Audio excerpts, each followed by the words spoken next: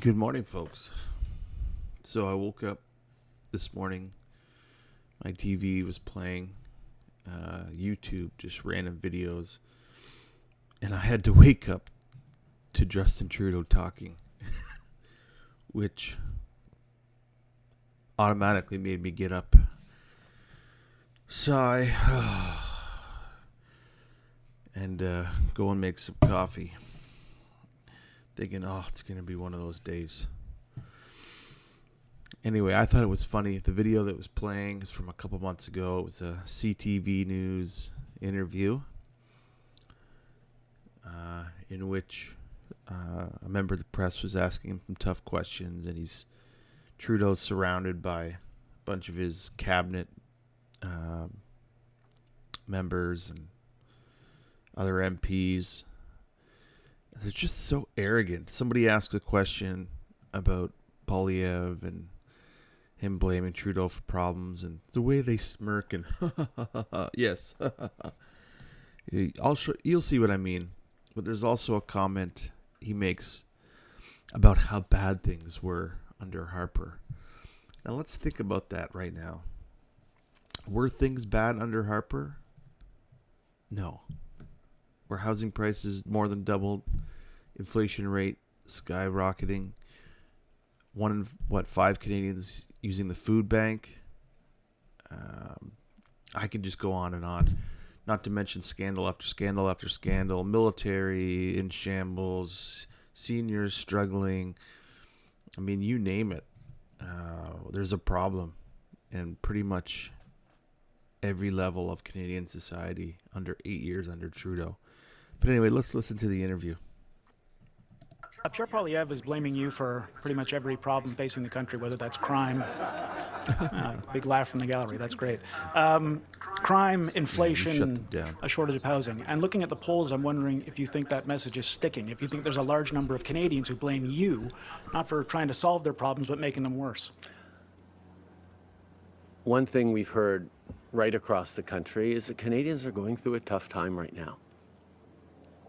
Inflation has given them a big kick in the teeth over the past year and a half. Yeah, thanks to you. After the extraordinarily difficult situation that COVID was.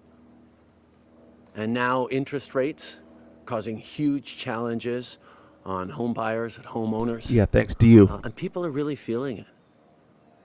No wonder people are feeling anxious and upset.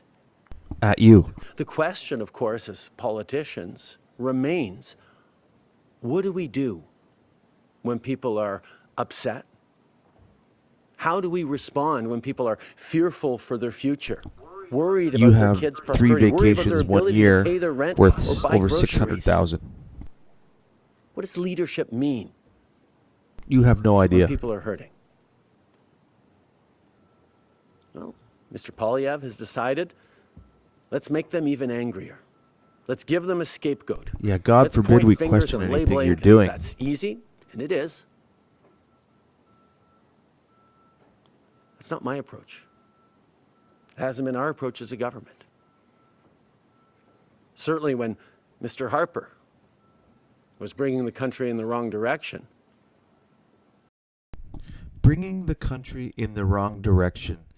He actually says that with a straight face. Unbelievable. I mean, things were actually really good under Harper, to be honest there, sir. Like, what a joke. This dysnumeric drama teacher. Come on, give me an example of what was going in the wrong direction. Yeah, he can't. What, the climate disaster, the forest fires that were started mostly by human error. Unbelievable. Unbelievable that he could actually say that.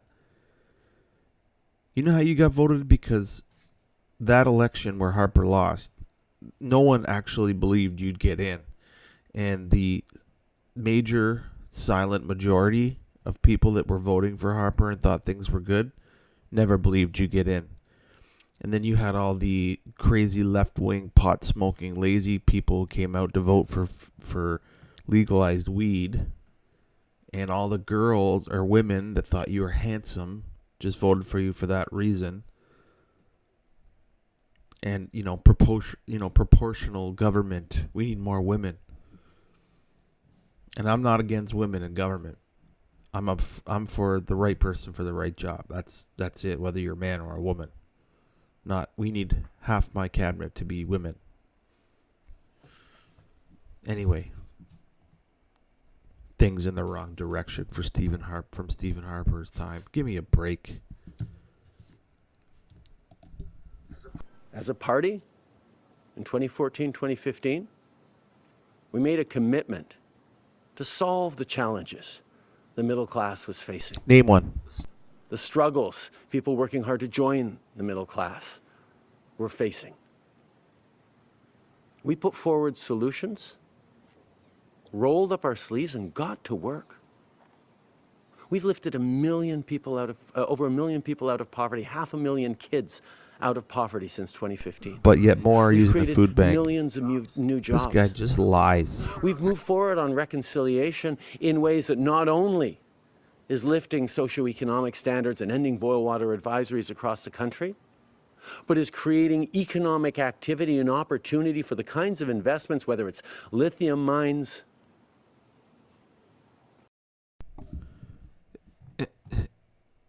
In opportunities for investment. Nobody wants to invest in Canada. Maybe besides China, who are buying up property and trying to buy companies.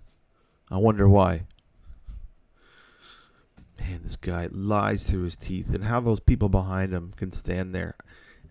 Look at their faces. You know, they can't actually buy into this nonsense. Anyway, let's continue. Or small businesses that are creating opportunity for Canadians across the country, Indigenous Canadians across Small business. Another one. You want to talk about small business? How many businesses closed? I heard a report from restaurants the other day that half of restaurants are losing money or not making money anymore directly from just the carbon tax. Not being able to raise their prices to a point where people just won't come in and buy any of their products. Small business, restaurants going out of business. Mom and pop type business is gone. Small business. Yeah, okay there, buddy. the country.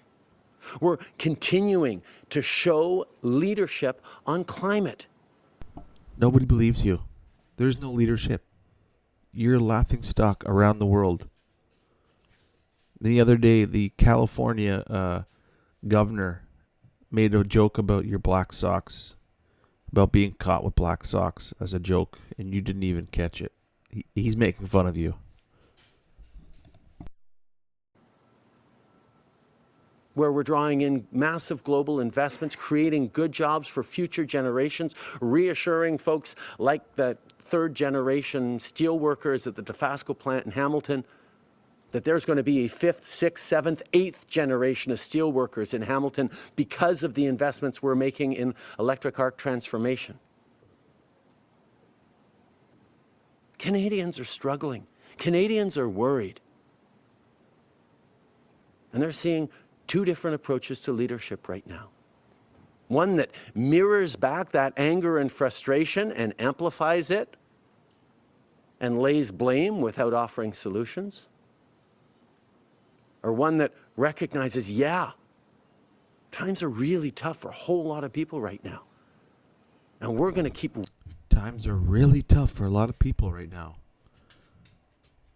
8 years of Trudeau.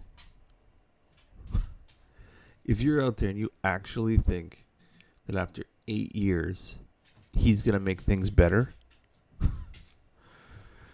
man. And the crazy part is that there is people that will continue to vote for this guy. rolling up our sleeves and bringing forward the best possible solutions because Canadians can get through this. This is the best country in the world, and we're going to keep making it even better.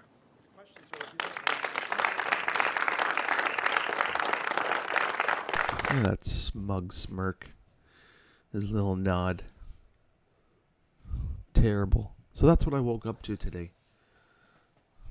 That terrible, annoying, irritating face that you just love to use as a punching bag. Anyways, more videos to come because I just can't stand this guy and this liberal government. Stay tuned. If you watch, please subscribe, like. Again, this is a new channel. I'm doing this because I'm just so sick and tired of this government. And this guy is our leader. So please help me with the channel. Subscribe, like, share, anything. And have a good day.